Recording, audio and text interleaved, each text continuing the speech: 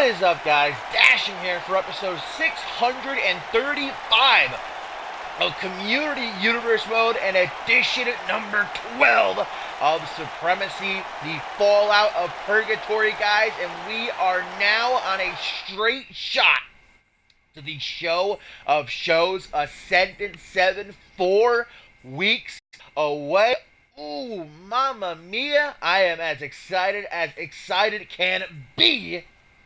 And the same can be said for today's show, because it is gonna be a doozy. Things getting started, guys, with a handicap match, as Shamrock is gonna have his back up against the wall against the Armbar Society. Now, this match being made by General Manager Jay Dynamite as a bit of a punishment for what happened at Purgatory this past Sunday night after Shamrock failed to capture the Anarchy Championship from Walter Bollet. He kind of had a bit of a breakdown afterwards, striking our official, referee Tyson.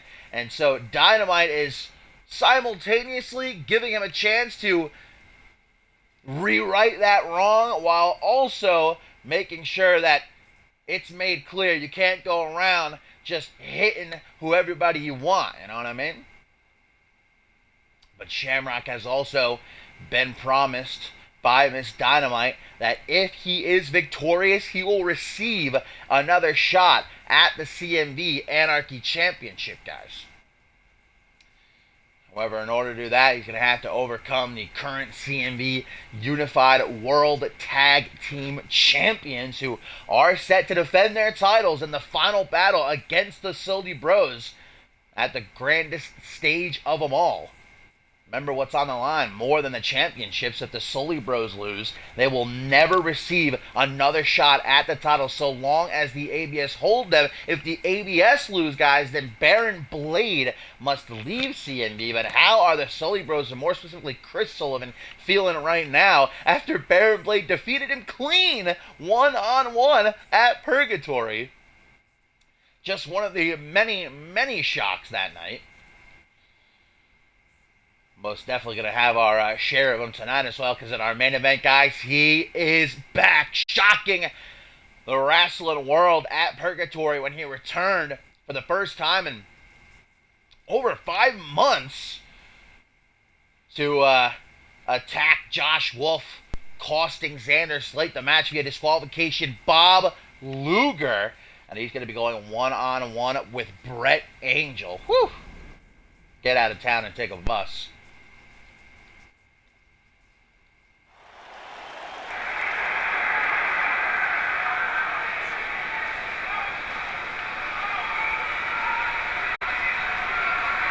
Walter Bollet continuing to build on his already historic legacy as CMV Anarchy Champion, not just the longest reigning Anarchy Champion of all time, but most defenses as Anarchy Champion in CMV history as well.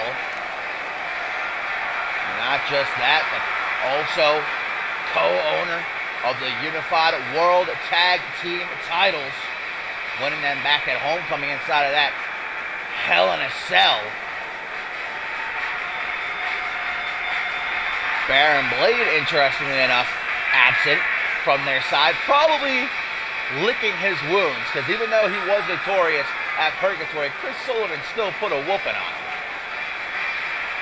And I still can't believe that I'm saying that. Baron Blade defeated Chris Sullivan one-on-one, and now on record is technically 3-0 over Sully.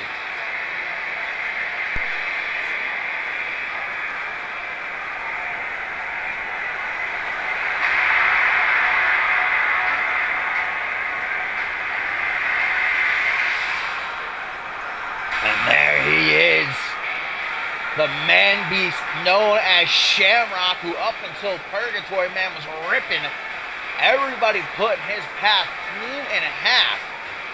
And it even looked like he had Walter Bollet beat at Purgatory, but you could never count out the machine, the Eliminator. And Shamrock, so disappointed afterwards, went and struck referee Tyson in a fit of anger, and that just can't swing. So like I said, Jay Dynamite, while on one hand giving him the opportunity to get that win back, also showing him that that kind of ish won't slide. But Shamrock knows if he can find a way to win here, he'll get the chance to redeem himself. Another shot at the Anarchy Championship.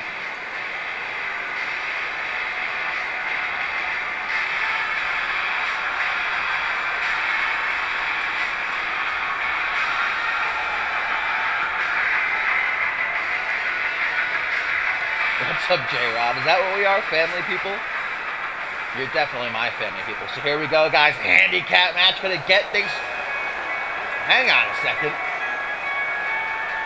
What the hell?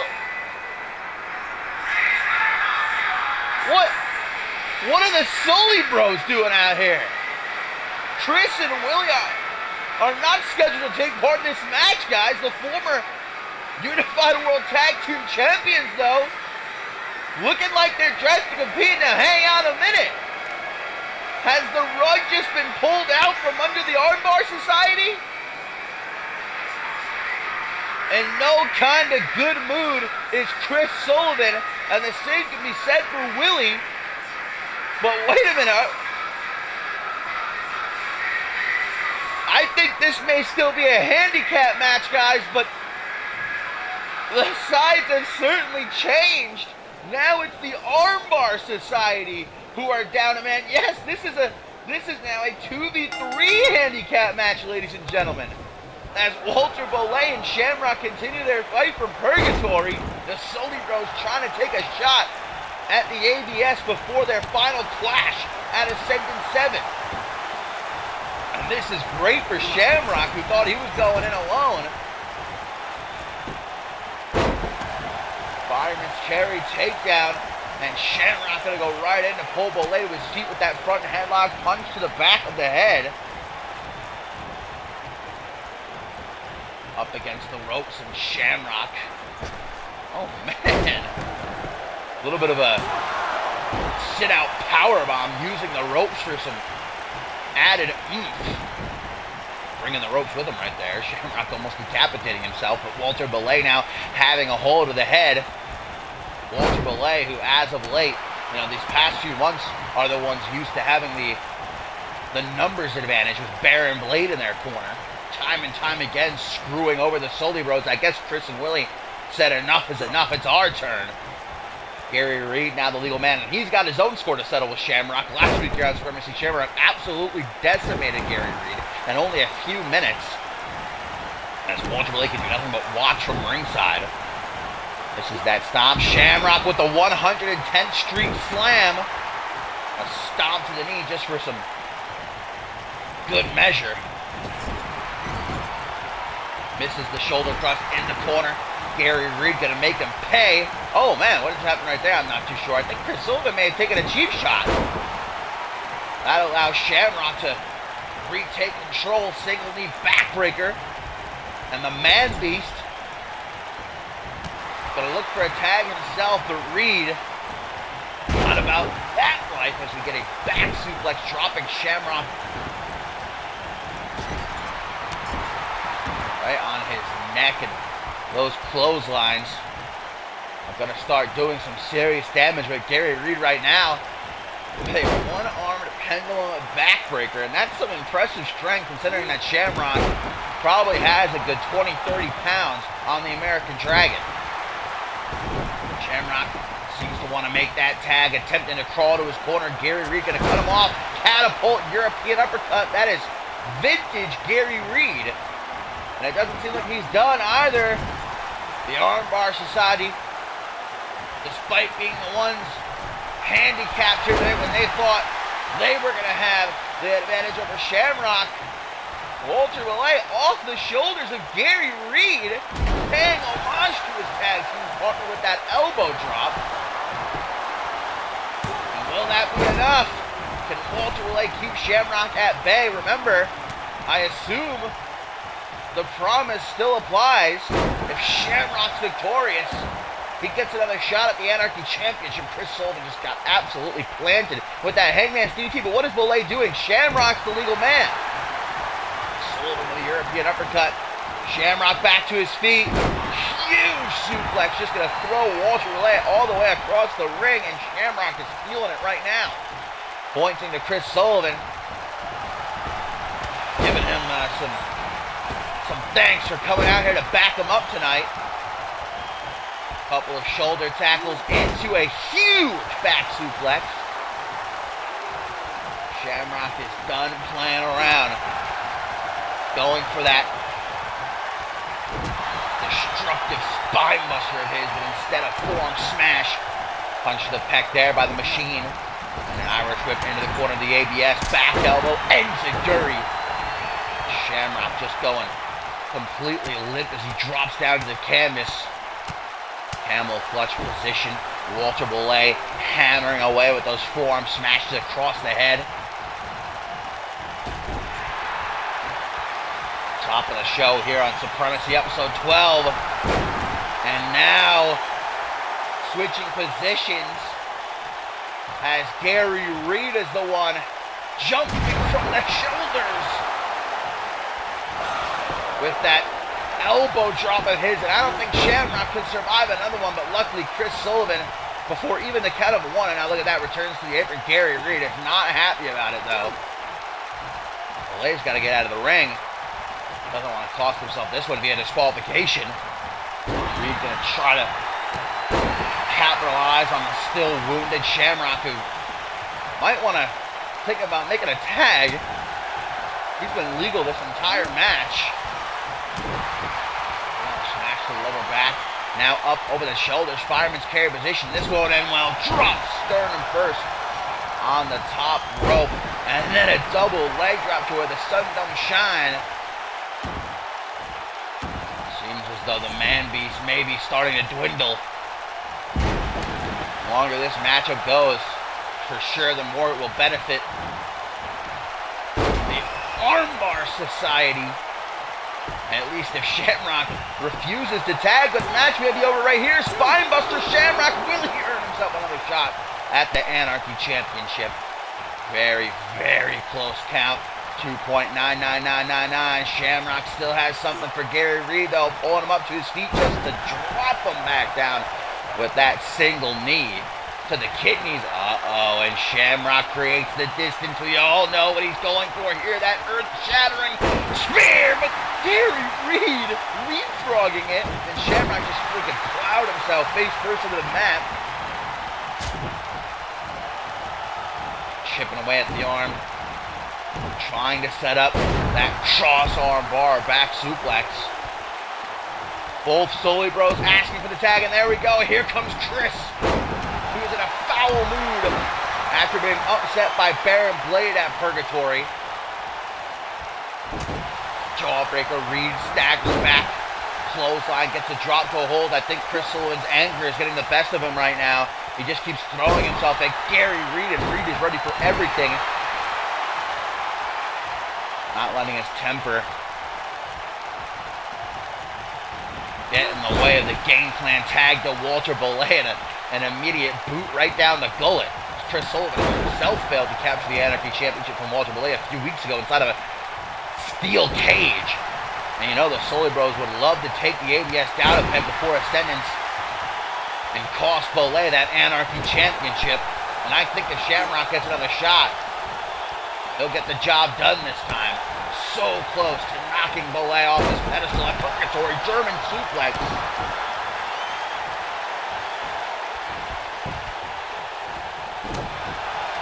European uppercut. That leaves Chris wide open. Irish whip into the corner. Shoulder thrust to the lower back. And Chris falling down onto his derriere. This one may end bitterly if Walter Belay has his way. The ABS working like a well-oiled machine tonight. And that's exactly what we're going to need to see at Ascendant 7. Body splash misses. Belay able to sidestep. Chris getting a sternum full of turnbuckle. Shamrock is now back up on the apron, but will that do any good? What are the tag team champions doing now? Multiple knees to the midsection and a double vertical suplex. Gary Reed working on a kink in his shoulder as he goes out onto the apron. That is very risque. Look at that positioning, though. Couldn't be more perfect. Is he going to go for the elbow drop? No, goes for a drop kick. Completely missed. As Sully got up onto his feet just in the nick of time. Now we get a snapmare. Grab by the ponytail. Kick to the midsection. Gary Reed making sure he doesn't get his back put against the wall. Oh, and the cross arm bar! The career ender! The career ender! Out of nowhere! And will Chris Sully be forced to tap? The hyperextension. But Chris rolling through. In the blink of an eye, a kick to the chest. Back into the corner goes Reed. Still not able to make that tag, though. Gets an elbow to the mouth. Very adamant is Boston's #1 here about making that tag to his baby brother. And now he's just thrown to the outside. And this is a bad part of town for Gary Reed. Willie thought about running interference, but doesn't want to risk the disqualification, knowing what's on the line here. Not only momentum for the Sully Bros, but Anarchy Championship match for Shamrock. And the Sully Bros could most definitely use some allies in this war against the Armbar Society, because as I mentioned before, for months it's been, you know, the Sully Bros outnumbered. Count of 5. Heavy Irish whip. Gary Reed smacking face first off that ring apron. Knife edge chop. Super kick to the knee. And another right up under the jaw. Definitely saw a tooth go flying. Forearm smash. Chris is working with very little left in the tank right now. That's very obvious. German suplex on the outside. And I think I heard the crack of Reed's neck from over here. Count of 10. These superstars have until 20 to get back into the ring. Shamrock has finally seen enough coming to try and help out. And that distraction does indeed aid Sully. As at the count of 13, he's able to get back into the ring. But if Reed can make that a hot tag, the complexion of this match may change. And here comes the Anarchy Champion. Machine, the Eliminator, walks right into a German suplex. Missed the stop, though. Belay gets himself some breathing room by running to the outside. Chris is foolish enough to follow. This is exactly what Belay wanted, but maybe it'll backfire on him. Back and forth they go, a slugfest. Oh no, and Belay got smash. Chris face first right off of that apron. Back into the squared circle. But now it's Belay who makes the hot tag. And here comes the man beast, Big Boot. Gets countered with an elbow to the knee. Belay with an Irish whip into the corner, but Gary Reed is still down. There's no tag made. Back elbow, enziguri. Can hardly get to his feet at this point, and that's good news for Shamrock. Big boots galore, 3 of them in a row. And now it's Belay who could be out of it. Into the 110th Street Slam, and Shamrock, like a speeding bullet, no! Reed leapfrogging the spear again, and Shamrock did not see that bicycle knee coming, but he is able to drop to the outside of the ring, where he cannot be pinned or submitted. Shamrock might be a meathead, but he's no dummy. Don't go thinking he's stupid. Back to the outside, this fight continues. Single knee backbreaker, bending Gary Reed over that knee in a sickening way. On the apron, gonna use the ring like a weapon. Oh no, sternum first off the apron, and now a jumping high knee right to the temple. Pinpoint accuracy. I thought Shamrock was gonna go to the top rope there for a second. I don't know what he's doing. Now back into the ring. I don't think we've ever seen Shamrock do any sort of high-flying maneuver before. Tag to Willie Sullivan. First time being legal in this one. That means he is nice and fresh. And after everything the Armbar Society has been through in this match, snap vertical suplex floats over into a lateral press. 1, 2. Almost gets the job done. Look at Belay being double teamed. That numbers game. Hangman's neck breaker. And Willie with a mat slam. Looking for a split-legged moonsault. And a stomp right to the back of the head of Belay just because. Why not? To the top rope he goes. And the swanton on the money. But Belay back to his feet just in time. Gonna be able to break that one up with ease. Now Belay takes out Willie, but Shamrock takes out Belay. A war ensuing in that ring right now.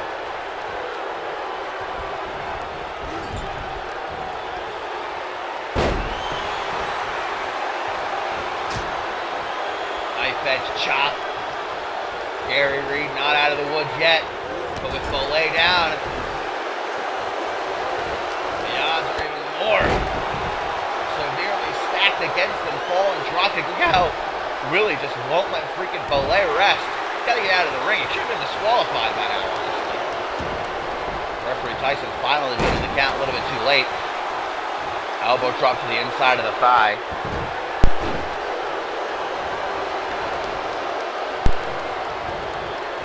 This is just a real perfect example of somebody getting a taste of their own medicine. Oh, but Belay saying something about Willie's mama. He lets the distraction get to him. Belay from the apron, the sunset to the powerbomb, but he can't pin. He's not the legal man.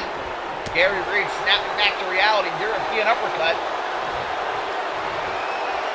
Willie is quicker to get that front headlock cinched in, but then let's go.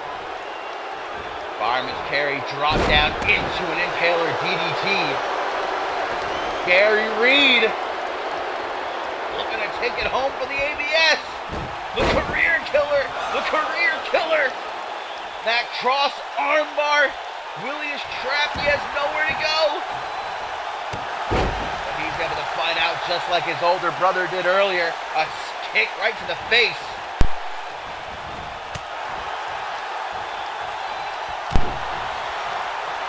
Elbow to the knee. Half and half suplex from Wild Willie. Going back to the top rope. Oh no, the second rope. What is he thinking here? The cogs in his mind are certainly turning, but he's just staring down at Gary Reed. He's got to do something. He's got to snap out of it right now. Now he goes for the cannonball senton, but way too late. And Reed looking to snap that arm clean in half as he bends it over the knees, but Willie taking it with a pinch of salt like the champ that he is. Oh, come on, Willie. You gotta stop falling for this. Walter Belay continuing to talk that smack from the apron. Thankfully, though, Willie turns back. Gary Reed given enough time, though. Irish whip. His tag is thwarted. Willie saying, shut your mouth to Walter Belay. As he gets the tag and the Sully Bros. With the, oh man, Bulldog off the shoulders of Walter Belay. And with the quickness, can Shamrock cut him off? No, he cannot. As a matter of fact, everybody taking a bump from that one. Shamrock is down. Referee Tyson is down. Not Chris Sullivan, though. Gary Reed looking up at the lights. I tried pitting him again. I think he's still out of it. Hang on a minute. What the hell is it? What's Sully doing? He's trying to set Gary Reed up. I don't know for what. Referee Tyson is still down. Just now getting to his feet. Gary Reed lucky that he's so quick. He's able to evade whatever Chris keeps trying to throw out at him.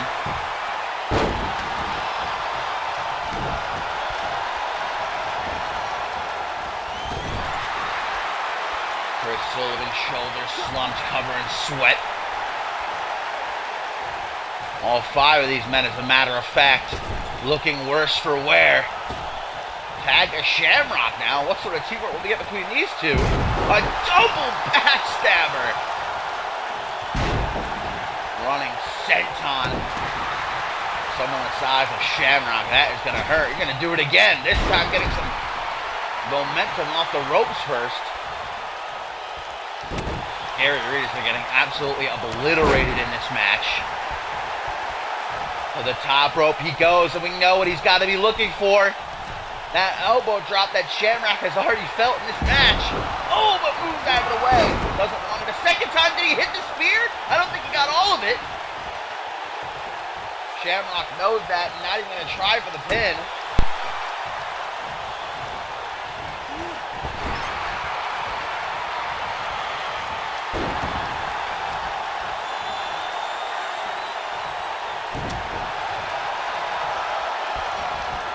Sorry about that, guys. Had a sneezing fit. Didn't want you to hear.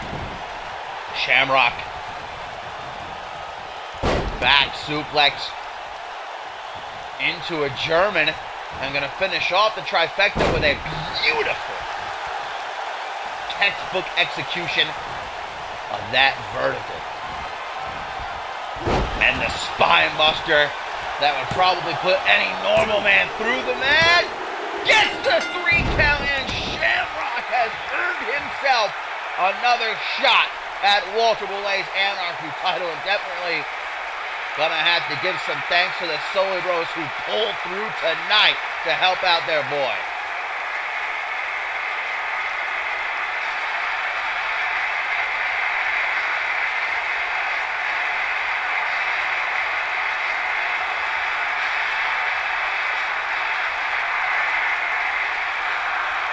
The Sully Bros getting what they want. Giving the ABS a taste of their own medicine. And now it lies on Shamrock's shoulders. He's got his second shot. Oh, look at Walter Boulay. He's pissed, but I think he better think again before he gets in that ring, because it's going to be 3-on-1. Reed is still down, and Boulay, indeed, smarter than he looks, going to keep a distance between he and those 3 men in the ring.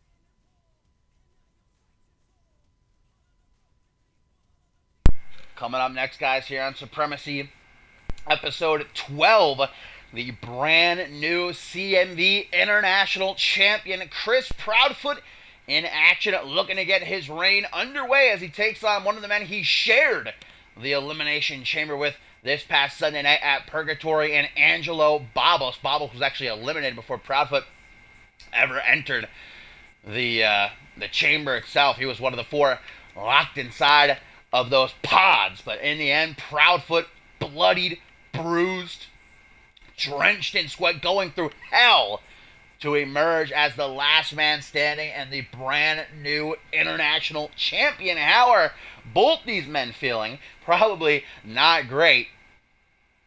But Babos has to know that if he can knock off Chris Proudfoot here, that'll earn him another shot at the international title, put him smack dab in that #1 contender's position, whereas Proudfoot is looking to continue this role he has been on ever since embracing the light of the Lord. Whether you want to agree with his views or not, you cannot deny that Chris Proudfoot has most definitely been born again, and he's even starting to get some members of the Supremacy roster on his side. Recently, he's been hanging out with Joey Diaz, and Joey Diaz has been doing phenomenally. Recent victories over Jaquan Shea, and last week on Aftermath, Angelo Babos, while Proudfoot was at ringside. Interestingly, though, Joey Diaz absent from Proudfoot's side tonight.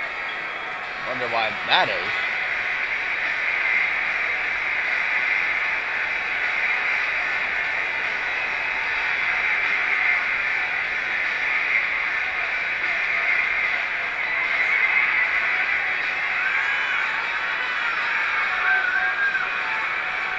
Chris Proudfoot not just fighting for himself anymore, but for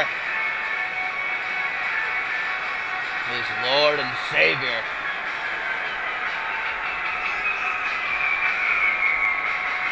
Bringing him to his first ever singles championship, not just in his CMV career, but in his career period. Proudfoot just sees that as a sign from above that he is on the right path.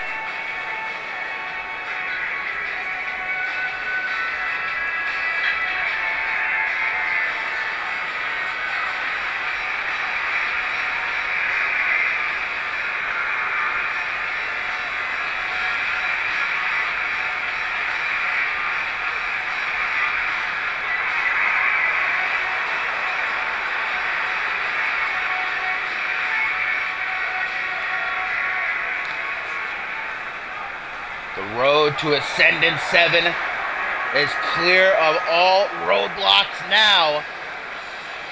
And could Angelo Babos find himself getting a shot at the International Championship? It all depends on the outcome of this matchup here today. Angelo Babos debuted red hot at the end of last season, came into this season starting to tread water, getting himself down, but more recently able to pick himself up, dust himself off. Inside of the Elimination Chamber, was on the receiving end of a pair of brass knuckles that got him eliminated. But he knows the opportunity that lies before him right here and right now, and he can't afford to let it pass him by.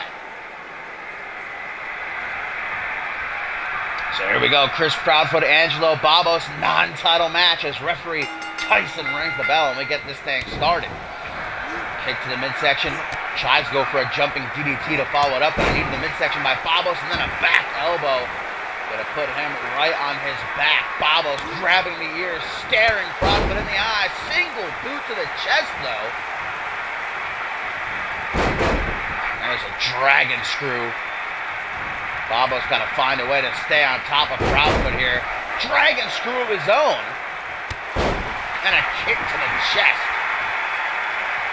Proudfoot's not finished, though. Tries to go for a kick to the knee. Both of these men, lethal strikers. And there's another boot planted firmly on the sternum. You see Babos is already not looking hot as he uses the ropes to pull himself up to a vertical base. Oh no, and now going for the eyes. Gouging. Snapmare. And into a reverse chinlock. Proudfoot in control early on in this one, and he wants to keep it that way. Babos doesn't seem to be able to get free of this one. Proudfoot's continuing to wrench at the neck. Something's gotta give. Pendulum backbreaker. There we go. Babos with a sign of life. Arm drag down onto one knee as the international champion. Babos, though, unable to strike, as now he's sent tumbling out of the outside, and Proudfoot clearing the ring, saying, "Come on, kid. This is all you're bringing to the table?" Maybe Angelo Babos needs a bit of a Lord flight. Snap vertical suplex on the outside. I almost felt that one myself. No, Joey Diaz, we actually said before, kind of interesting that he's absent because he's been trailing Chris Proudfoot for weeks now and vice versa. Maybe Proudfoot wanted to send a message to the rest of this Supremacy roster. Sit out. Side slam, the side effect, middle of the ring. 1, 2, and only a 2 count. Babos. He's a fighter and he ain't gonna go down so easy. But this has been very one-sided. There you go, Babos, European uppercut. Oh. Okay. The Lord taking that shot for Chris Proudfoot. The good God above running interference. And now Proudfoot grabbing the hair. Backing into the corner. Tuning up the band as he drills Babos in the face with the Claymore. 1, 2. But only a 2 count. Okay now. Chris Proudfoot can't believe it. I'm a bit shocked myself the way this match has been going. I thought for sure it was over right there. Proudfoot wasting time taunting, turning to mock this crowd. Clotheslined out of the ring again.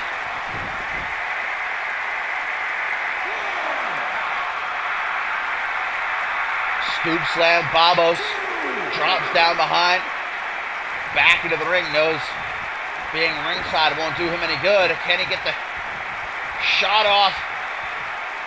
Finally, there he goes. Single knee backbreaker. And a stomp down out of the gut. What a second. Is that Braxton Sutter? But he's not coming out of it. Hang on a minute. Braxton Sutter's in the ring. Babos, don't turn around. What the hell? Oh my God! Almost putting Babos through the canvas. And Proudfoot now crawling to the cover. 1, 2, 3, and Chris Proudfoot victorious. What the hell?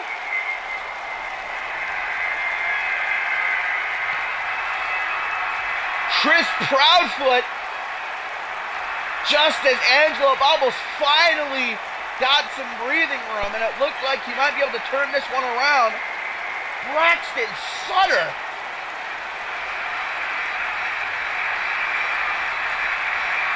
nearly squashing Babos. And has Chris Proudfoot got himself another follower? Look at that. Bam!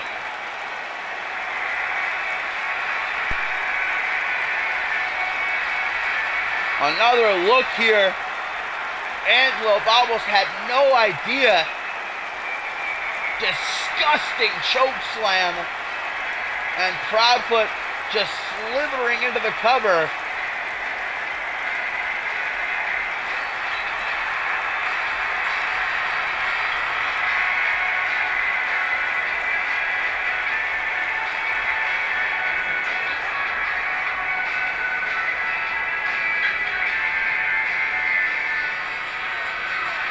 Chris Proudfoot getting his international championship reign kicked off. And this could be a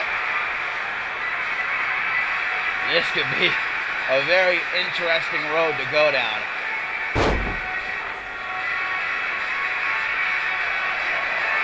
God's chosen.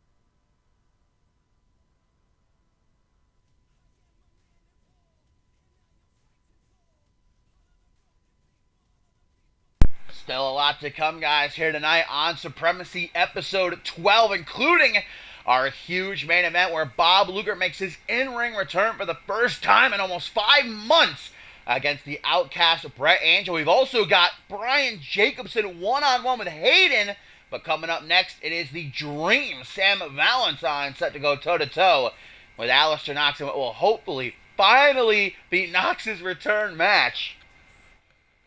You remember he came back after 6 months on the shelf in the Royal Rumble match, and ever since then he's had this animosity with Zach Angel that has truly overflowed.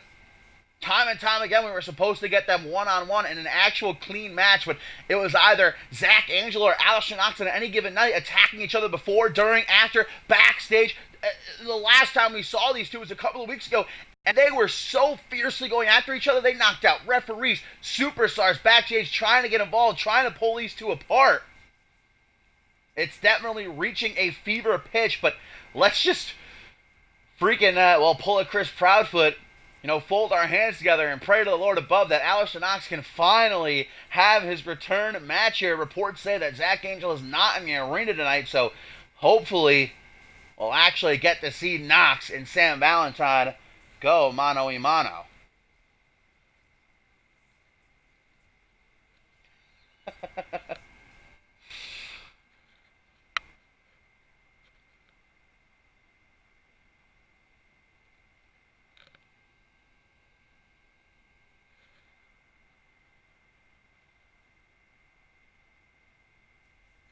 Gumble, that is Scotty Too Thotty. How dare you? That's Party Hard, baby. Mike Hawk, Scotty Too Thotty, and Cinnamon. Sam Valentine not coming back alone in his return to CMV. Although we know the dream has been on a bit of a rocky ship these last few weeks. At a homecoming defeated by Travis Fuller. He did get that win back a couple of weeks ago, but, well, can he try and stay on the winning side of things?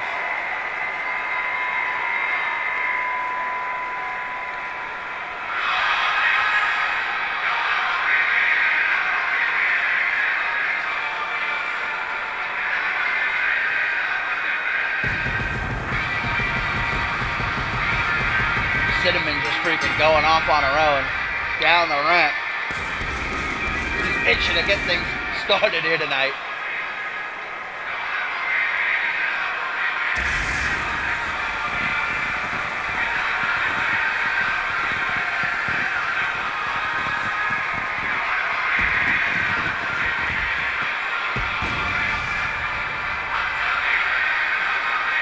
Oh, watch out. Sam Valentine has got to know what he's got standing in front of him tonight. But many have been speculating what kind of condition Aleister Knox is in. 6 months on the shelf, and then for weeks and weeks now, attacked again and again by Zach Angel. This is going to be our first time actually seeing Aleister Knox a part of a legitimate match.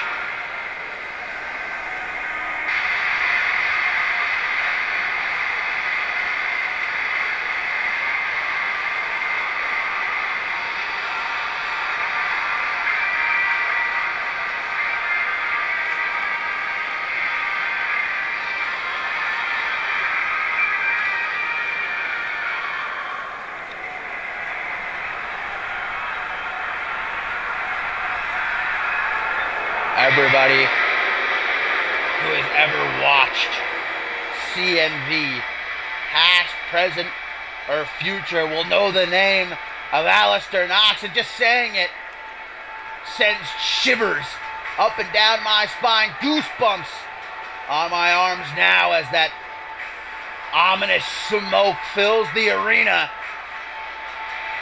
The former Rising Star champion, Anarchy champion, longest reigning United States champion of all time, Aleister Knox is back, baby. No Zach Angel to keep him from showing everybody that he's still got what it takes tonight on Supremacy.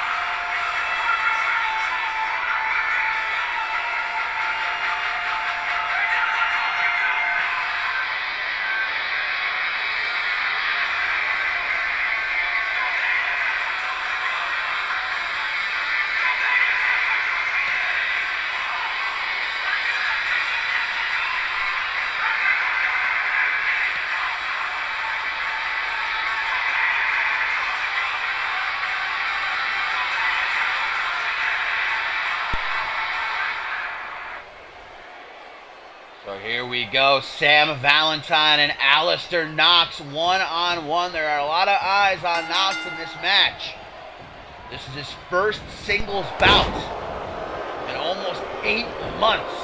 Returned after 6 months on the shelf in the Royal Rumble match at Absolution, but as mentioned before, every single time he's been set to have his return match here on Supremacy, Zach Angel has attacked him before, during, after, backstage, it doesn't matter. And Alistair Knox has certainly had his fair share of doing the same. I mean, Zach Angel isn't the only guilty party here. The bad blood between these two is at an all-time high, and now it's starting to affect the lives of other people. Security guards, superstars caught in the crossfire. Kick to the midsection, now back Alistair Knox into the corner. Sam Valentine, CMV vet, former light heavyweight champion. In his own way, trying to prove to everybody that he still has what it takes. Returning after a short hiatus at Homecoming to be upset by local talent Travis Fuller. Even though Sam Valentine did get his payback a couple of weeks ago defeating Travis Fuller here on Supremacy, I think that loss is going to follow Sam Valentine for a long time and has many people in the CMV universe doubting whether or not Valentine, oh, look at that, still the caliber of superstar he once was. Knee to the back of the head, doing a little bit of trash talking. Alistair Knox not a fan of that. Irish whip into the corner, goes for a high knee, got all of the turnbuckle, and a clothesline. Mike Hawk, Sky Tudati, Cinnamon, party hard, following Valentine wherever he goes, because the party never stops, baby. Imagine Alistair Knox in that. That would be a sight to see. He would walk in and white smoke would fill the room. Remember, it would choke. Oh, Valentine with the military press-ups. Incredible strength that you may not expect from somebody like Valentine, but into the pin he goes. 1, 2, and only a 2 count. Valentine dropping down to 1 knee. The fact that he is already gassed in this match does not say very much. And against someone like Alistair Knox especially. Oh, but hang on a second. Could be going for the Dream Shatterer, and Alistair Knox knows that. Now attempts to go low. Valentine keeping him down. Irish whip countered on the rebound. Get a nice little chest bump. Irish whip again on the rebound. A nice chest bump. Elbow to the throat. Knox has had enough.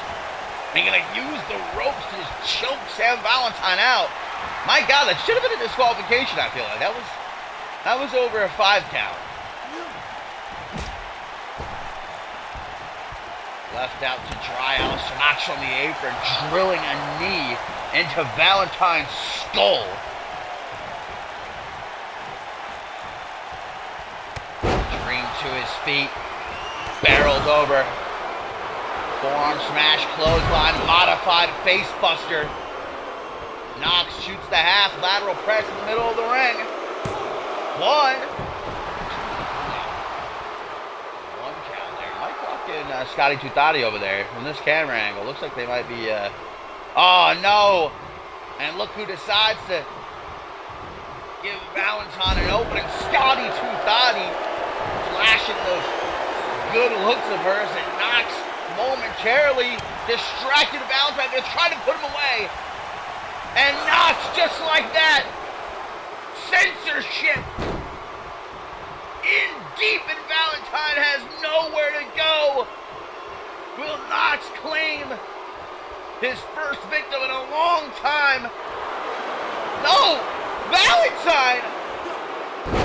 Holy shit! Alright, I did not see that come. Valentine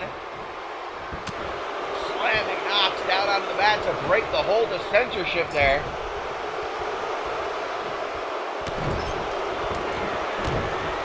And now it's Valentine's turn. Stomping away at the chest of Knox as the Dream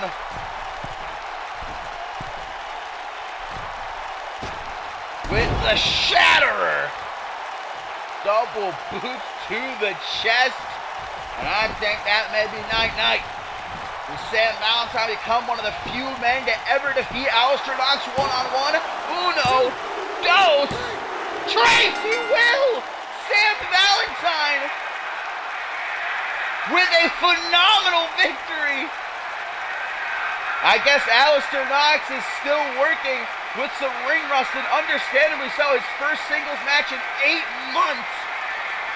Add to that all of the injuries he's probably working with the brawls he's been in lately with Zach Angel, and Valentine walked into this one with the upper hand and walked out the same way. Escaping censorship, hits the Dream Shatterer, and Valentine, even Knox on his worst day, defeating him is still a huge accomplishment. I think Sam may have just become perhaps only the 6th or 7th man to ever defeat Aleister Knox in his over 2 years here in CMV. There's where Sam Valentine escaped censorship, got himself free, hitting the Dream Shatterer for an impressive victory. Going to strut his stuff. Rightfully so. You can't blame him.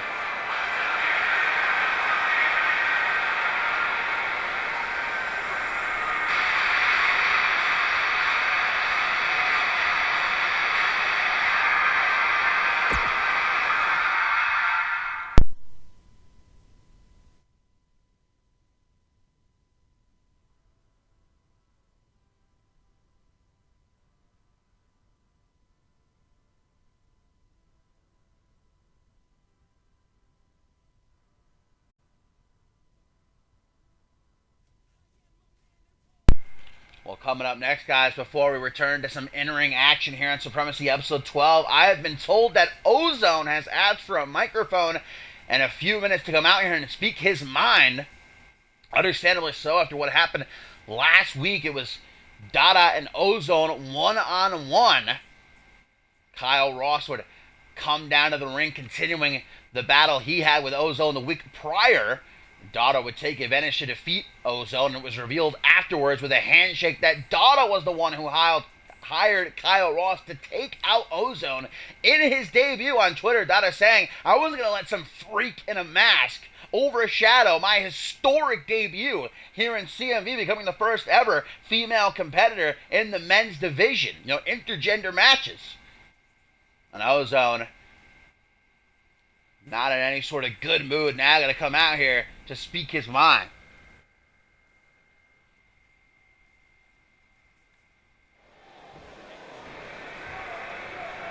Doesn't even get that entrance. The Ozone just speeding out here. Let's see what he's got to say.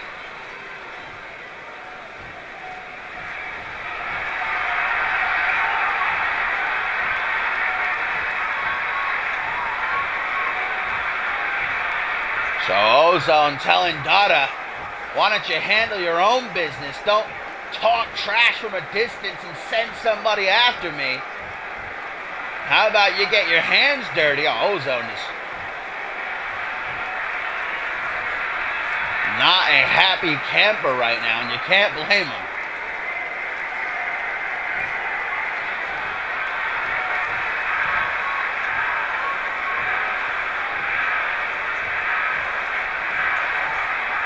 Dang, calling Dada a sneaky, gossipy 5th grader. Wait, Ace Reeves? Dada is getting under the skin of Ozone.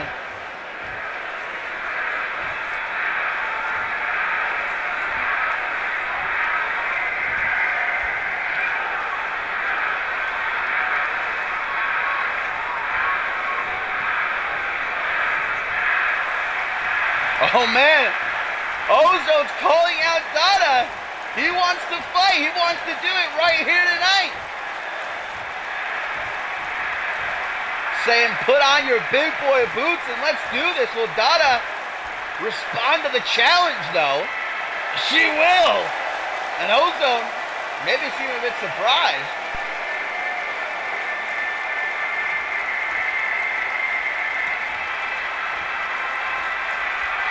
Well, here she comes. The man-eater. Not afraid to step up to the plate. What Ozone has said here that has obviously gotten under the skin of Dada, who marches over to grab a mic.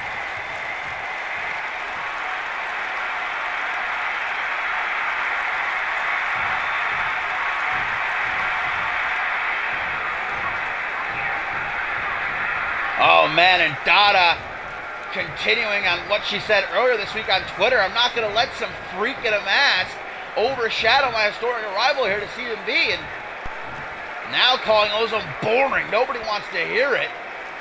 Now he should just get out of the ring.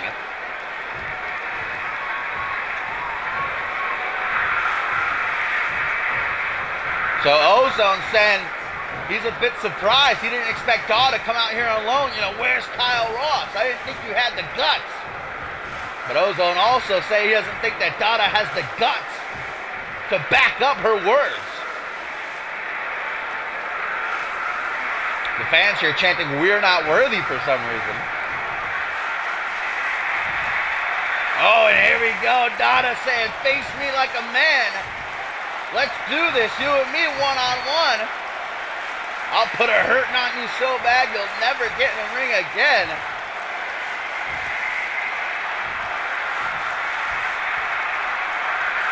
Things are heated in that ring right now. You could cut the tension with a knife.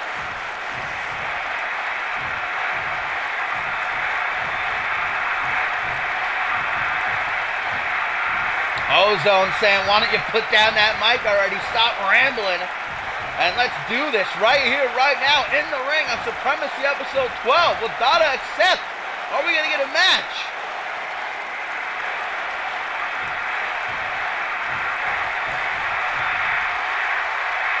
And Dada just continuing to spit that venom, attempting to get inside the head of Ozone, and it's obvious that she's already there. Saying, "Ozone, you've dug your own grave."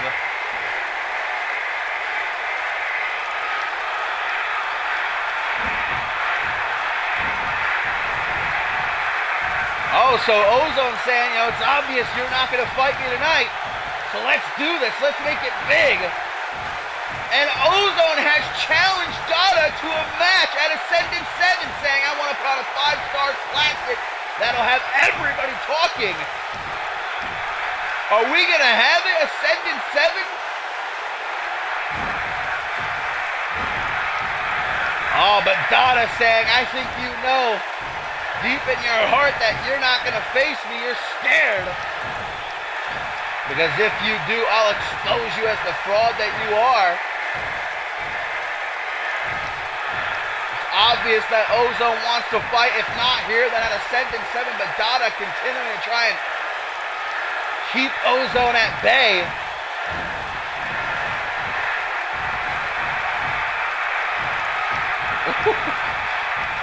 Oh man, Ozone calling Dada a clown and telling her to go back to the circus where she belongs. Ozone, I think it's becoming obvious at this point that Dada is not going to give him what he wants. So there's no use in staying out here and letting her continue to blabber. So Ozone saying, "This isn't over. You've got my attention. The war is started, and I'm going to finish it. Essentially, you can run, but you cannot hide, Dada."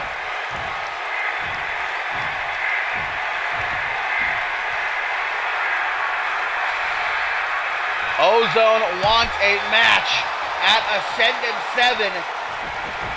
Will Dada accept, or will she continue to run?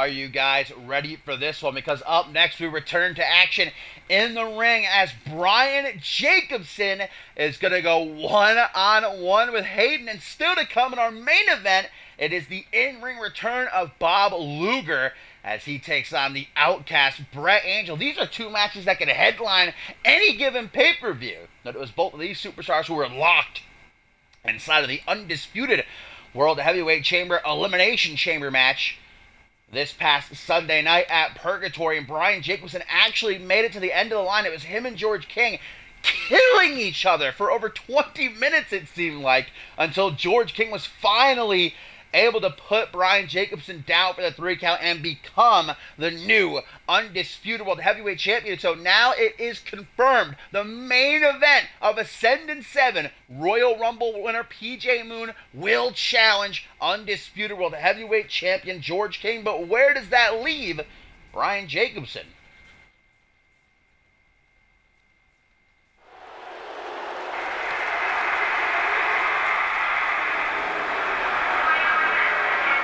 Brian Jacobson and Hayden are no strangers to one another. They spent a large portion of earlier this season battling each other when Cheesy Masters. Hang on, Pierre Thompson, what the hell? The big dog with a baseball bat has just struck Brian Jacobson in the back of the head. What the hell? Pierre Thompson ambushing Jacobson on the top of the ramp here. Brian Jacobson not going to take it though. Trying to fight back. Clothesline doesn't even budge. The big dog, and now we're just getting a brawl here. What the hell is going on? I love that Brian Jacobson's glasses are staying on. He's always got to be looking fresh. Oh, right into the invisible barricade, I guess. But what is the meaning of this? Pierre Thompson also a part of the Elimination Chamber match at Purgatory. And look at Jacobson running down to the ring saying, you want to do this, then let's do it. Jacobson in hot pursuit. Belly to belly suplex. What is going on? Something's got to give. Referee Tyson trying to get some order. Huge sit-out gut wrench powerbomb on Pierre Thompson with a message sent tonight.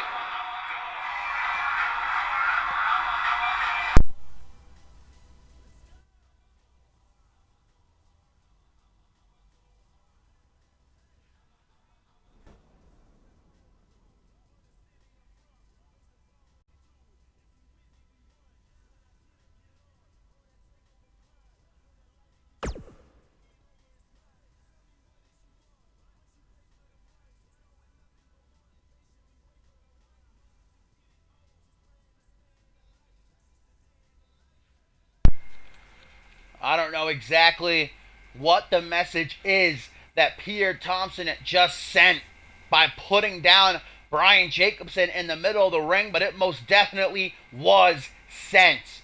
The big dog in a foul mood after failing to capture the World Championship inside of the Elimination Chamber at Purgatory. And I have now been told by General Manager Jay Dynamite that unfortunately we will not be getting Jacobson versus Hayden, which I was very much looking forward to, but Jacobson being helped to the back as Pierre Thompson is escorted out of the arena. A heinous assault there.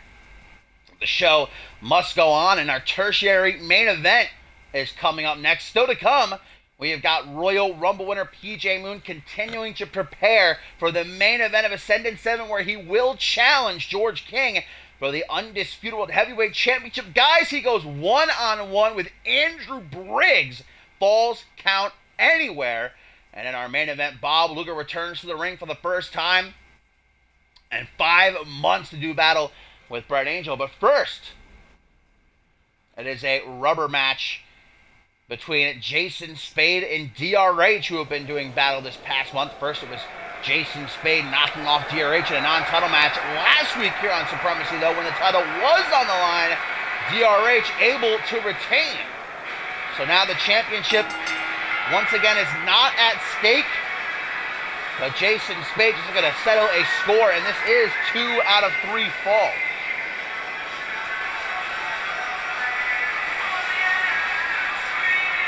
Spade told everybody it's going to be 2 days, 2 titles. But he failed to capture the Zero G Championship for DRH, and then he failed to capture the International Championship inside of the chamber at Purgatory. So Spades really needed to get a win on his side here tonight.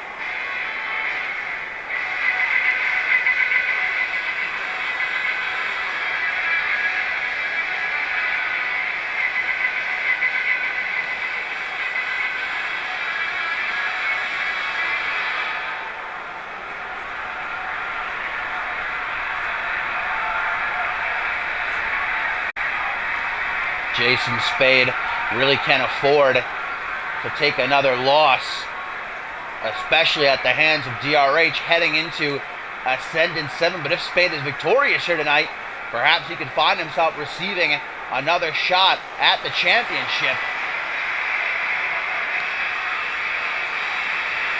DRH, though, able to turn the tides. Him and Spade putting on yet another banger last week, as was their first confrontation when Spade returned.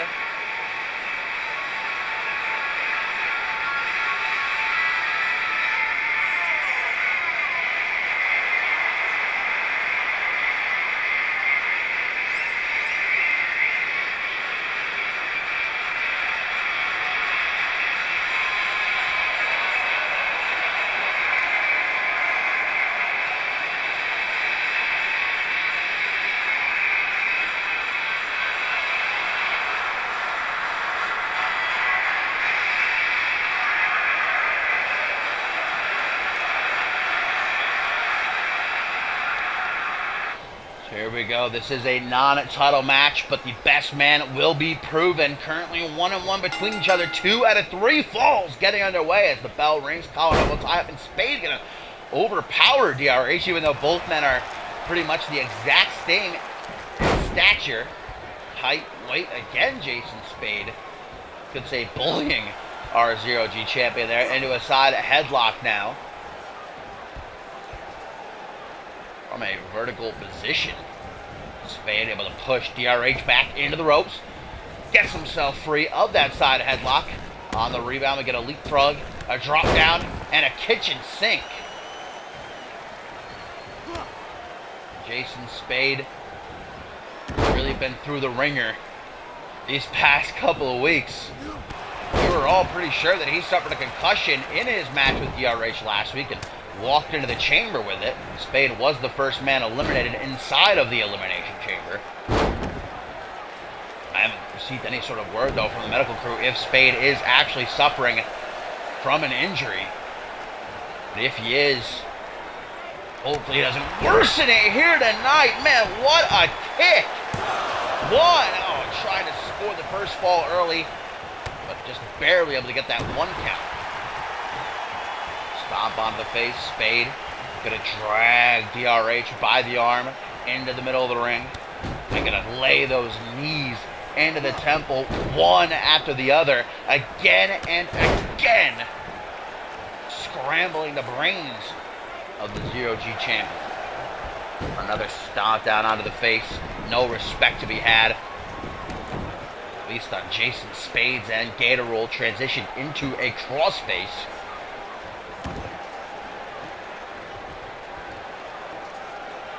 Been all Spade these last couple minutes, but DRH never counted him out. Snaps the arm over the shoulder. Irish whip into the corner. Full steam ahead. Plants that drop kick down onto the lower back of Jason Spade. Reeling him into that Northern Lights suplex. What strength by DRH to follow it up without even letting go. A final cut. Oh, man. Drop kick. Evaded. Spade closes the distance. Jumping cutter. Scurries to hook the leg. 1, 2. Not able to get that 3, though. Spade going to the top rope. His second home. Surely looking to turn DRH's ribs to dust with that double boot stomp. DRH knowing Spade too well at this point, though. Rolls out of the way. Back suplex. Clothesline. Clothesline again. Jason Spade won't stay down, though. In the corner. caught with that clothesline. Now off the ropes, Jason Spade goes for a clothesline of his own. Leaping lariat, kimbap. Things are getting hot and heavy now in the middle of that ring as DRH with the twist of fate. Going right to the top rope. Spade's against the ropes right now. Oh, wait a minute. I believe DRH was going to try to go for his imploding Phoenix Splash, but Spade started to move away. DRH opting instead to go for that elbow drop. It does connect, but only gets a 1 count.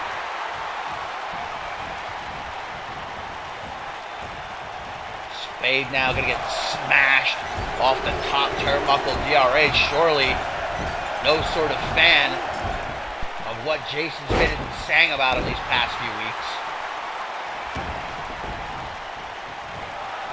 Again, gonna go to the high rent district. Imploding 450 this time. No, Spade! Just like DRH beginning to know his enemy. And the Landsberg lobotomy, but countered by DRH. Speedy forced to take a momentary breather. Back on the attack. Jumping cutter. Spade splatting off the mat like a bug off a windshield. DRH with a modified tequila sunrise. Kind of a Fujiwara armbar variation. Spade rolls out of it, but the damage to his arm may be done. Kitchen sink attempted. Instead, we get a vertical suplex turned into a sit-out powerbomb. Shades of the one, the only Paul Devine. Elbow to the gut, kitchen sink. Loves that knee to the midsection, does Spade.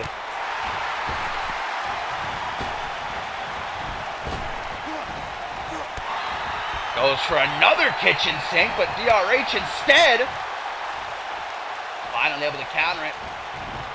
Not that 21. A little shot at Shea. Hoxton reached the pin, but Spade unable to gain the first fall.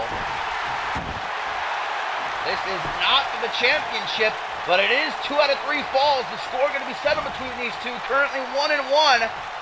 And Jason Spade uncharacteristically going for a submission, a triangle choker. Look at the power of DRH.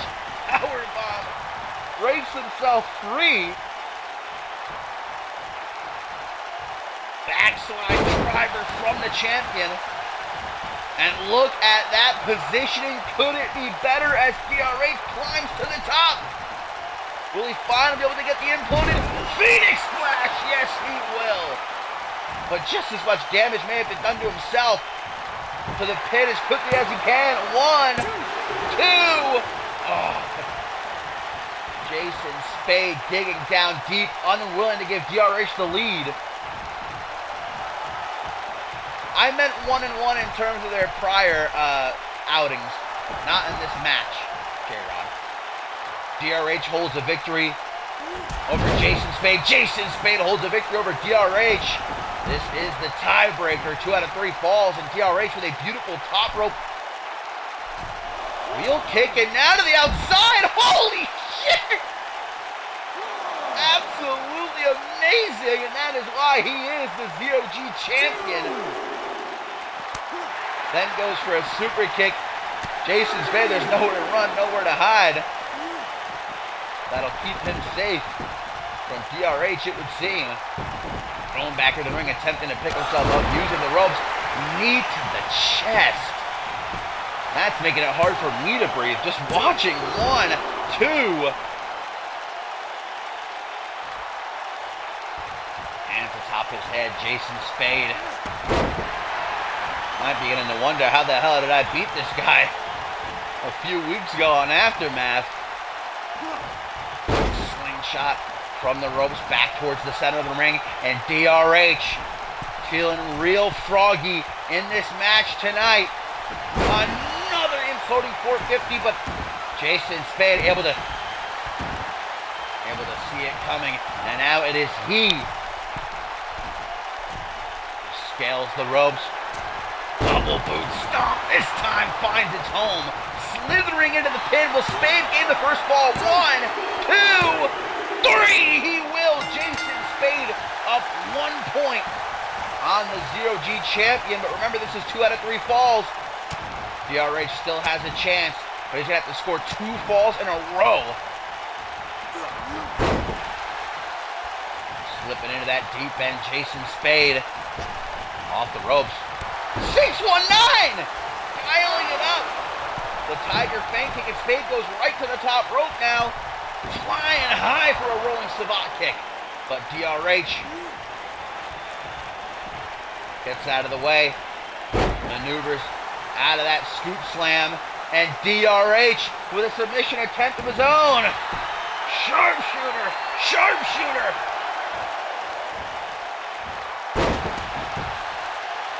Spade gets free relatively quickly. And the lands it right to the bottom out of nowhere!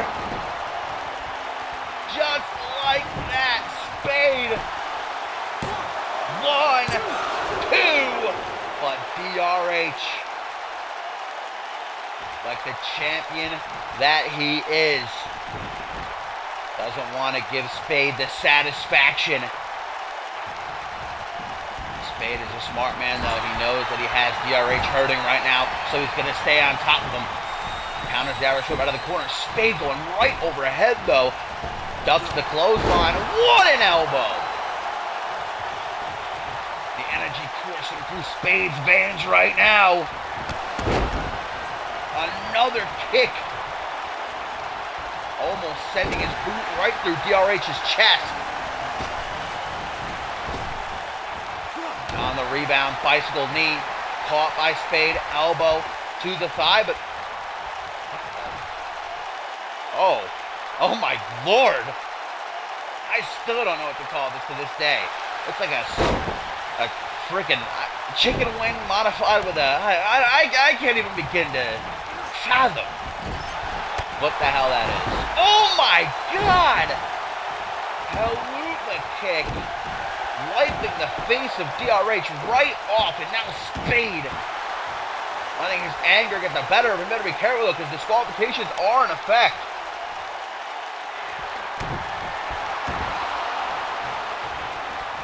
Spade dragging the Zero-G champion to the middle of the ring, and Spade wanting the satisfaction of forcing DRH to tap. The Cobra Clutch crossface, nowhere to go for the champion, middle of the ring, but unwilling to give in. No quitting our champion. Forearm smash, misses the knife edge shot, gets the snapmare. And this is a good strategy by DRH, especially at this point in the match. And DRH down 1 point in this 2 out of 3 falls. Confrontation, blood pouring down his head from that cut. Abdominal stretch, Spade not going anywhere. DRH able to catch his breath while simultaneously ensuring that Spade isn't able to find his footing. Irish whip out onto the apron, forearm smash, and DRH with a DDT on the apron. Holy shit. These two are truly laying it all in that ring. But this match right here, DRH going after the arm now. Snapping over the shoulder, but that leaves him open. And Spade, like a great white shark in the deep blue, smells the blood, and he takes advantage from the top rope again. Goes for a knee drop this time. He's going to just shatter his entire kneecap. DRH knows it into the pin. 1, 2. Spade almost narrowly giving up a point there to DRH. Misses the drop kick now. Catchphrase from Spade as he works out the kink in his shoulder. Front headlock into the crossface. Look how he's trying to rip DRH's head clean off. Shoots the half, hooks the leg. Jason Spade, will he end this one with a clean sweep? No, he will not. At least not yet. Hands on his hips. Spade is starting to wonder, man, The hell do I gotta do to this kid? Perhaps another Cobra Clutch crossface. Can DRH survive it again? Referee Tyson right there. And DRH forced to tap. A clean sweep for Jason Spade.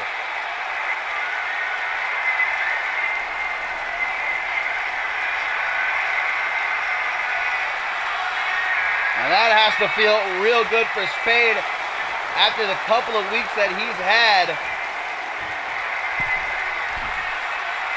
Even though it wasn't for the championship satisfaction for Jason Spade. As DRH has his head hung low, but he shouldn't. What a match that was.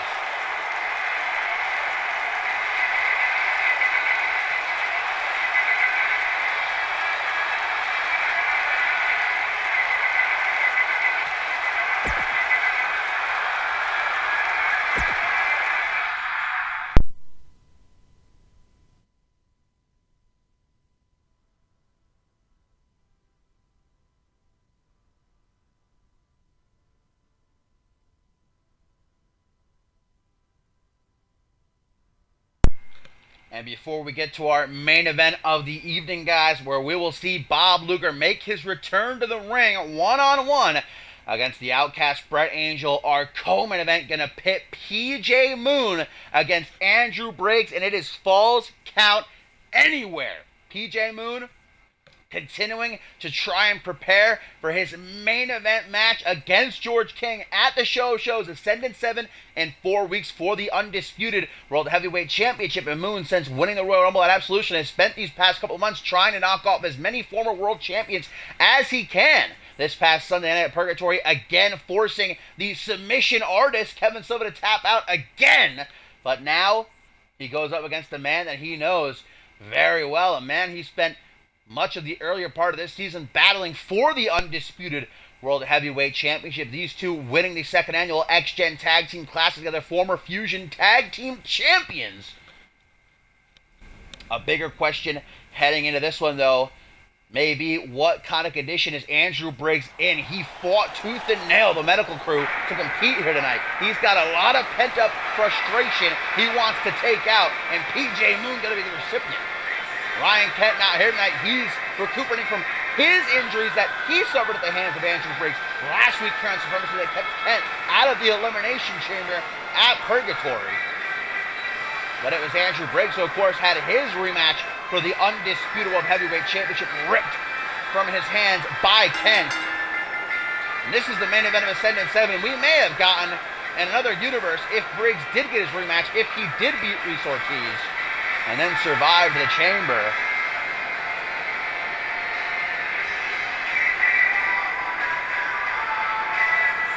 And this would most definitely be a big pickup of momentum for Moon. These two have done battle so many times this season, guys, but PJ Moon has never beaten Andrew Briggs. In Briggs' current condition, this may be Moon's best chance. He can't afford to hold back.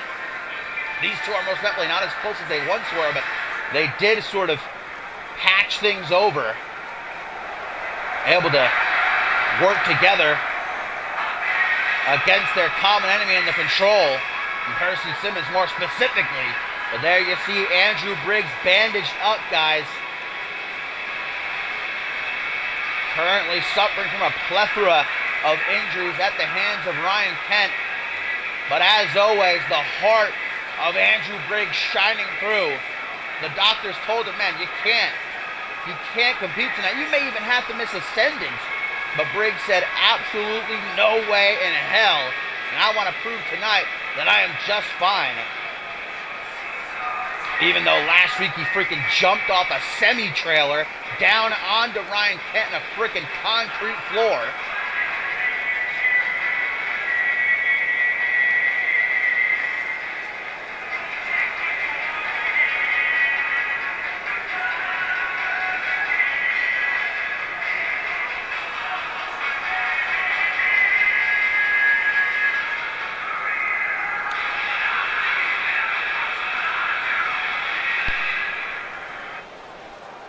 we go. PJ Moon, who now knows what awaits him in 4 weeks. The main event of Ascendant 7. That's George King for the undisputed World Heavyweight Championship, but he cannot afford to look past the challenge that lies in front of him tonight.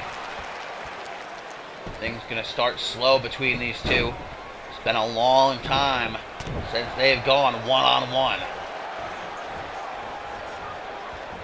PJ Moon, who only wants to keep building his momentum, send a message to George King by defeating a man who had a stranglehold on that World Championship for the majority of this season, whereas Andrew Briggs doesn't want to show any sort of weakness. Again, we get a clean break between these two, showing that respect they have. Will we get a third clean break, though? Referee Tyson, nope. PJ Moon's had enough. Sends out a slap, and Andrew's not happy about it, but lets his emotions get the better of him. And that's gonna be a big part of this match. Can Andrew Briggs keep his anger in check? You know, he would love to be getting his hands on Ryan Kent right now. But PJ Moon, the next best thing. This is Falls Count Anywhere, by the way. Pinfall submission. Viable anywhere throughout the arena. Big drop kick in the corner for Moon. Goes for a pin to finish this one off early, but only gets a 1 count. Going for a choke slam? Briggs countering it into a complete shot, though. That would have been something. Now Andrew's an Irish whip. Body splash has Moon dropping down to the mat. Stomp to the lower back and into a side headlock. Even in his current condition, Andrew Briggs still showing off. Grabs the hair of Moon. Jawbreaker. Moon going to quickly close that distance with a wheel kick. Grabbing the ears. Irish whip into the corner. Another drop kick that could just wipe the face right off of Andrew Briggs. Kick to the top of the head, though. Just when you think Briggs is down and you've got him beat.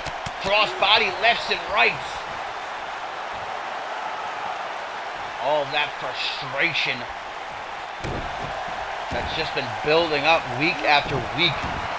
Losing his championship without even being pinned. Not getting his ring match because of Brian Kent. Having his possible main event spot at Ascendant 7 just ripped from his hands. I think this is the match that PJ Moon wanted when he won the Royal Rumble at Absolution. He said, I would love nothing more than to have Andrew Briggs stand across the ring for me at the show of shows, but instead Moon is going to have to contend with George King, who inside of the Elimination Chamber this past Sunday night. Hang on a second. PJ Moon, what is he thinking here? Oh my God, plancha went right over the top rope, and all of his weight right across the head and chest of Briggs, who kicks out before referee Tyson can even make it to the ringside area. As I was saying, though, George King inside of the Elimination Chamber, nobody can say he didn't earn it. Eliminating Reese Ortiz, Chris Diamond, Hayden, and finally Brian Jacobson to win the undisputed World Heavyweight Championship. And King, Moon, not wasting any time sending shots at each other on social media this past week. George King telling PJ Moon, you will bow down at Ascendance. Float over neckbreaker from Briggs, pulls him in for a shoulder block. If PJ Moon is as smart as I know him to be, he's going to target that shoulder and the midsection. PJ Moon, who these past few months we've seen dabbling in the craft of submission. All of his recent victories have been via that triangle choke. Andrew Briggs, I don't know if he's done his homework, though. He's been in such a bad mood, really just laser focused on getting after Ryan Kent. What's he doing now? Just staring at PJ Moon, allowing the Royal Rumble winner to get to his feet.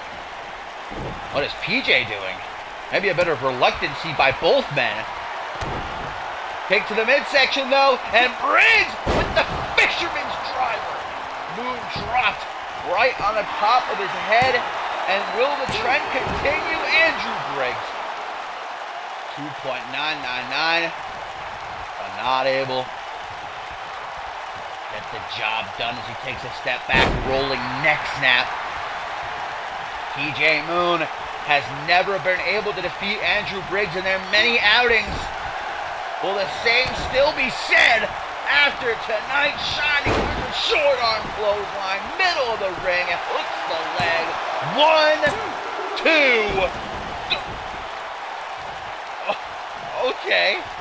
PJ Moon, by the skin of his teeth, surviving that one, and Andrew Briggs definitely not happy about it. Clothesline, clothesline, another clothesline. PJ Moon refusing to stay down. Tries to go low, but Moon waiting for him with a clothesline. The Royal Rumble winner grabbing at his ribs, jawbreaker, making him bite his tongue, goes for him with a crossbody. Moon was ready for it, and now Moon, I think he was looking to back into the corner, maybe set up the chaos kick. Instead, the DDT! The DDT, we've not seen PJ Moon hit in a long time, but just as effective as ever. 1, 2, not tonight. And Moon is livid. He needs this win. More of a personal factor than anything else. PJ wants to be able to say, I beat Andrew Briggs. What is he doing right now? Much like Andrew did earlier, maybe some hesitation. Clothesline. A barrage, calf kick to bring it all together. And I think all that compassion has left PJ Moon now. Goes for his discus knee. Andrew Briggs knowing PJ Moon's offense at the back of his hand though. Knife edge shot in the corner gets blocked by Briggs. And another fisherman's driver.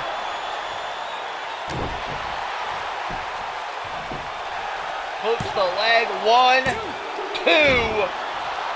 That stomp for good measure, but Andrew with his hands atop his head, looking at referee Tyson, and decides it's time to pull out his secret weapon, the corkscrew moonsault. But PJ Moon, with the wherewithal to see it coming, he knows Andrew Briggs just as well as Briggs knows him. Sleeper slam, puts the distance between them. Finger on the trigger. Chaos kick, hang on, Briggs counters, body splash. What in the hell? And now Briggs with a half Boston Crab, nowhere for PJ Moon to go. Middle of the ring, he's trapped. Will he tap as Andrew wrenches back? Unrelenting. Moon gets himself turned around, pushing Briggs off, giving him that breathing room he needs. Up against the ropes, PJ Moon battles back with an overhand super kick, and PJ Moon trying to garner the support of this live crowd here on Supremacy number 12, who are split right down the middle. Face first goes Briggs off the mat, and again, busting Briggs wide open. That's just what Andrew needs right now. Discus knee strike finds its home. Briggs countering it earlier, but not this time. An aggressive pin. 1, 2, no!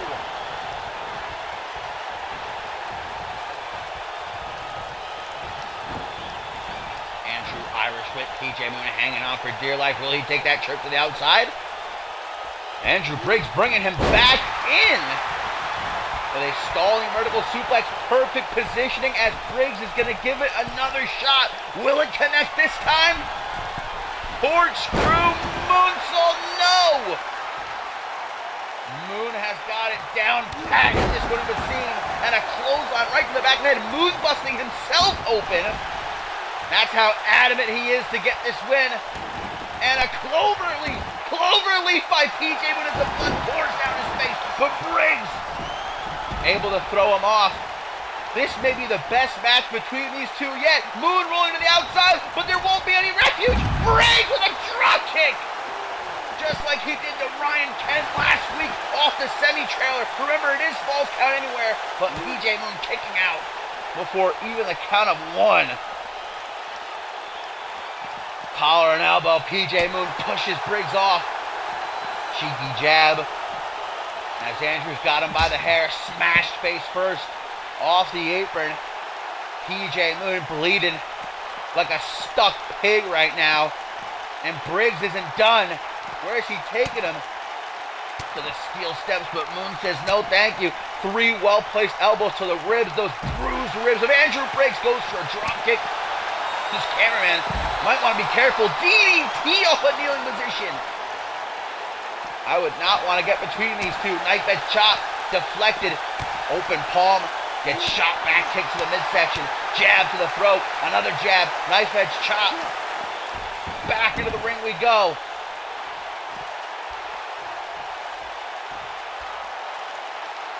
Neither one of these men are willing to give an inch in this match, as Andrew Briggs may be losing it. I'm not entirely sure if he even knows where he is at this point, guys. Look at that. He's gassed. He's got nothing left, running on fumes, if anything. And Moon is able to get himself back up to his feet. DDT again! And Moon says it's not enough. The cherry on top. Chaos kick. Hooks the leg.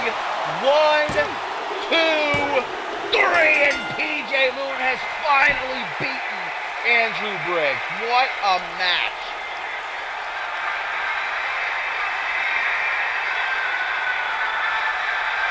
Absolutely breathtaking performance by both men, and what I would say is their best outing yet, and PJ Moon, once and for all, can say he has beaten Andrew Briggs.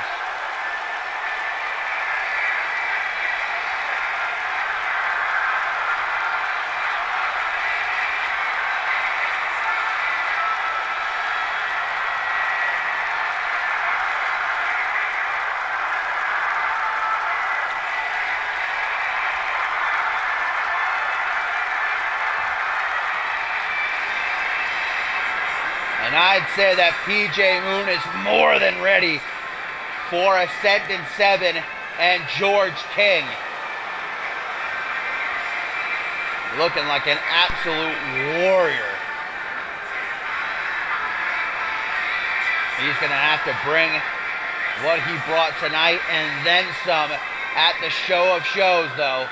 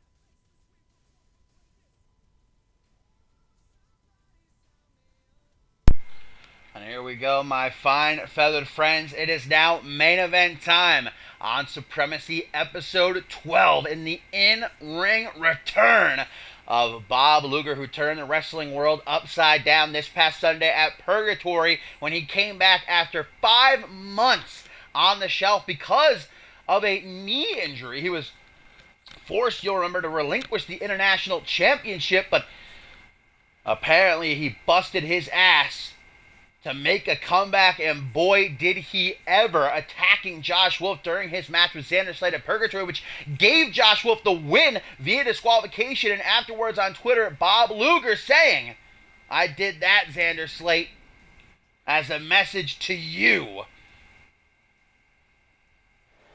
It seems as though Bob Luger has come back with a mission in mind, and that is to take down Xander Slate for turning his back on his brothers. Once Bob Luger left, you'll remember, Xander Slate won King of the Ring and then stabbed Randy Orton and Chris Adams in the back and saying, Bob Luger, now that he's gone, I'm free. He's not dragging me down anymore, holding me back, and look what's happened. I'm king of the ring. I'm on top of the world. But Bob Luger not going to let such a transaction go down without a receipt. But tonight, Bob Luger, he's going to have to be as focused as humanly possible stepping into the ring against the outcast Bret Angel. Quite a comeback match. General Manager Jay Dynamite not giving Bob Luger no walk in the park. Instead, one of the absolute best. And I'm sure that Bob Luger asked for someone the caliber of Bret Angel.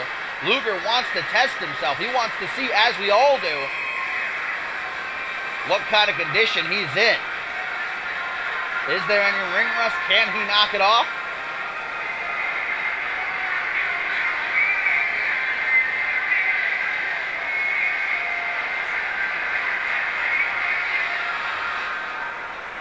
Bret Angel, who failed to qualify for the Elimination Chamber match at Purgatory, but more than that, facing his own demons that he's going to have to work through tonight. Because much like Bob Luger needs to focus, Angel must do the same. The work ethic titan is back, baby. The former two-time Alpha World Champion, International Champion, returning only after 5 months. And boy, am I happy to have him back. Even more so if it means he's going to knock Xander Slate off that damn pedestal he's put himself on these last few months.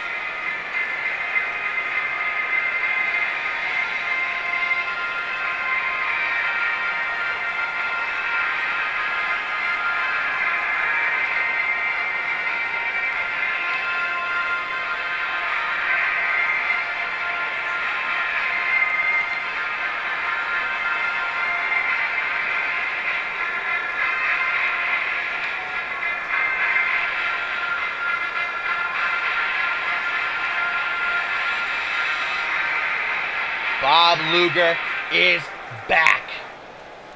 And we know that he has got his sights set on Xander Slate, but he cannot afford to look past Bret Angel here tonight in our main event as referee Tyson rings the bell, and Angel getting things started straight out the gate with a pendulum backbreaker and now some stomps to the chest. These two have their own history. Bret Angel no stranger to Bob Luger and vice versa. But both men, I'd say, are in a very different place from the last time that they fought each other in the middle of that ring. Bret Angel slowly deteriorating, allowing his demons to begin drowning him, whereas Bob Luger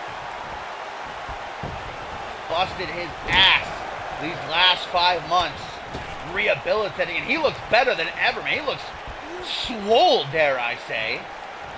Most definitely been using that Coach Dave Daniels workout regimen, of course, combined with his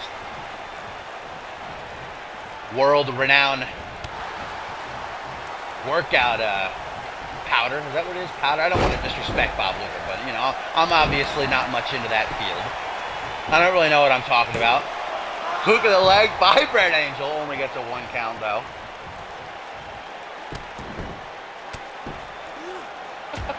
And elbows to the chest. Look at Bob Luger out of nowhere. Small package 1, 2. Proving himself to be as dangerous as ever. Stomp right down out of the face. Picked up with a seated position. Kick to the back. And now in a dominant stretch. Luger wants to take things slow. He can't just rush full steam ahead. That would be a big mistake if you ask me. Probably most others.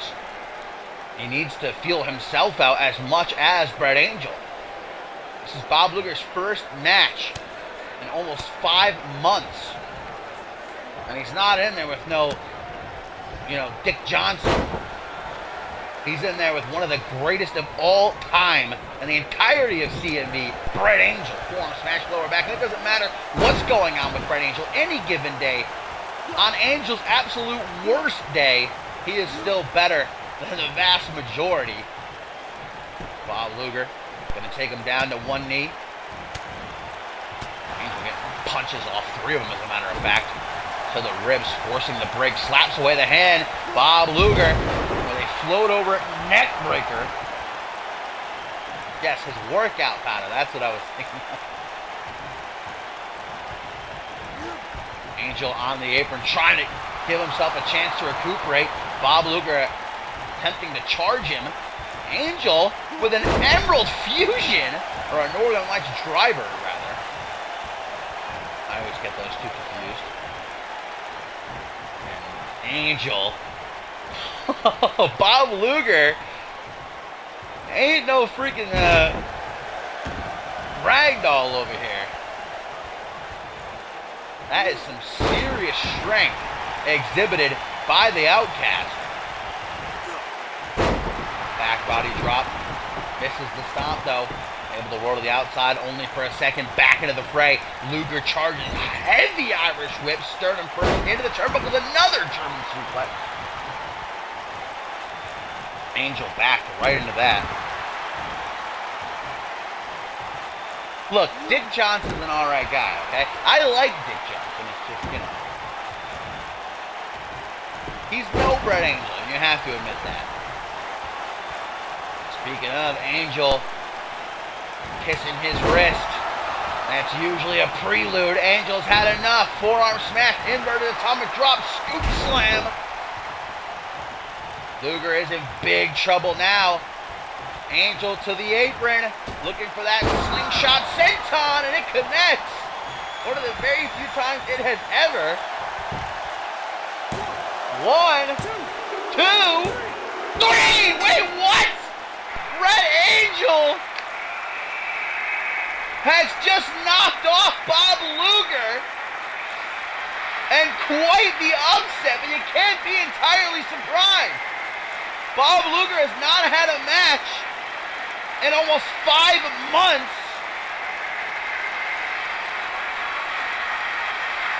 Possibly still working with some damage to his knee, and he gave a fight, but Angel in the end, with that slingshot senton, able to put Luger away.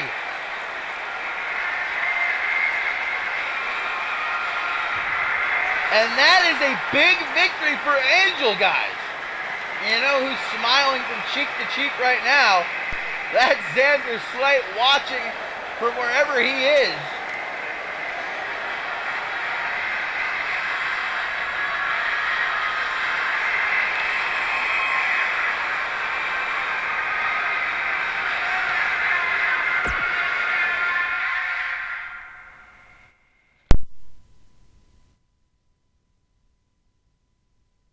We saw the same thing happen to Alistair Knox earlier in the show.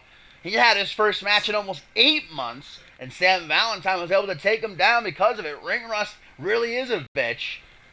And Bob Luger, again, wasn't given some Dick Johnson. He was given Bret Angel. Still gave a fight, but it's good to have Bob Luger back. Hopefully he doesn't allow this loss to send him into any sort of downward spiral, and he can keep his focus on the task at hand. And that's Xander Slate, who really shouldn't be laughing because Bret Angel has beaten Xander Slate's ass all season long. But anyhow, guys, coming up in just about 10 minutes or so, we're going to go live with Aftermath, so make sure you stick around for that. If not, then I will see you on Monday for NGW. But you all know the deal. Exclamation point join will give you a link to our website, communityuniverse.4motion.com. Exclamation point Twitter. Exclamation point Discord will give you links to our social media. And we also now have got a sponsor, guys. If you're looking for some new digs, click on that link right there. Use that promo code WHATISUP for 15% off. at checkout. But I will be back live in not too long with Aftermath, and I will see you then. If not, have a lovely rest of your Thursday night and a great weekend. Bye.